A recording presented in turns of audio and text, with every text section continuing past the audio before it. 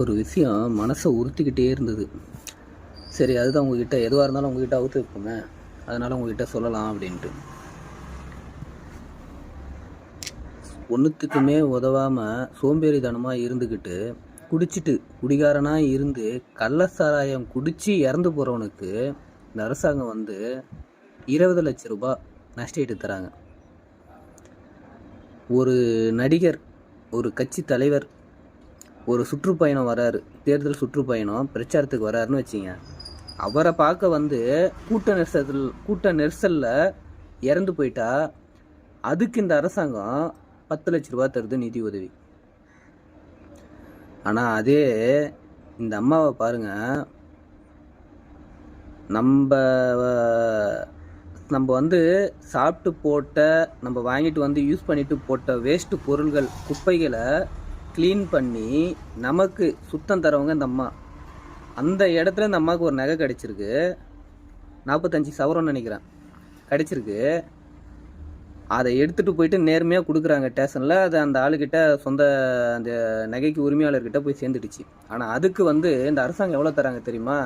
அவங்க நேர்மையை பாராட்டி, அவங்க நற்செயலை பாராட்டி அரசாங்கம் கொடுக்குற தொகை 1 லட்ச ரூபாய். இதில் எனக்கு என்ன உறுத்தலாக இருந்ததுன்னா,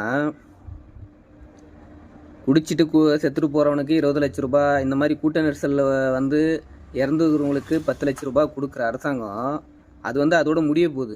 இந்த மாதிரி நேர்மையான ஆட்களுக்கு அதிகமாக நிதி உதவி கொடுத்தா அவங்க கஷ்டப்படுற ஆள், அவங்க வாழ்க்கைக்கும் யூஸ்ஃபுல்லாக இருக்கும். அவங்க குழந்தைங்க காப்பாற்றணும், குடும்பத்தை காப்பாற்றணும், நம்ம கரெக்டாக நடந்துக்கணும், நேர்மையாக உழைக்கணுன்றது தான் இந்த வேலைக்கு வராங்க. அவங்களுக்கு 1 லட்ச ரூபா கொடுக்குற அரசாங்கம் அதிகமாக கொடுத்துருந்தா இவங்கள மாதிரி நேர்மையான ஆட்கள் அதிகமாக இந்த சமுதாயத்தில் நிறைய பேர் வந்திருப்பாங்க. ஆனால் இந்த அரசாங்கம் 1 லட்ச ரூபா கொடுத்துருக்கு.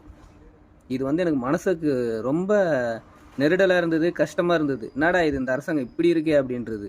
அந்த முதலமைச்சரை விமர்சனம் பண்ணி பேசுகிறேன், அவங்கள விமர்சனம் பண்ணி பேசுகிறேன்னு கிடையாது. யாராக இருந்தாலுமே சரி, கரெக்டாக பண்ணாங்கன்னா பாராட்டணும், தப்பாக பண்ணாங்கன்னா அதை அவங்களுக்கு சுட்டி காட்டி தான் ஆகணும்.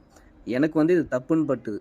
ஆனால் நான் ஒன்று சொல்ல விருப்பப்படுறேன், எவ்வளவு காரு பங்களா பெரிய பதவியில் இருந்தாலும் இந்த அம்மாவுடைய மனசுக்கு யாருமே ஈடே கிடையாது. ஓகேவா? கிரேட். அந்த அம்மாவுக்கு ஒரு சல்யூட். என்னால் முடிஞ்சதை அதை தான் பண்ண முடியும். வருங்காலத்துலேயாவது நேர்மையாக இருக்கிறவங்களுக்கு, இந்த மாதிரி நடந்துக்கிறவங்களுக்கு அதிகமாக உதவி பண்ணாங்கன்னா அரசாங்கம், நேர்மையானவங்க அதிகமாக ஆவாங்க. அவ்வளோதான் என்னுடைய கருத்து. 1 லட்ச ரூபா பெரிய விஷயம் இல்லையா?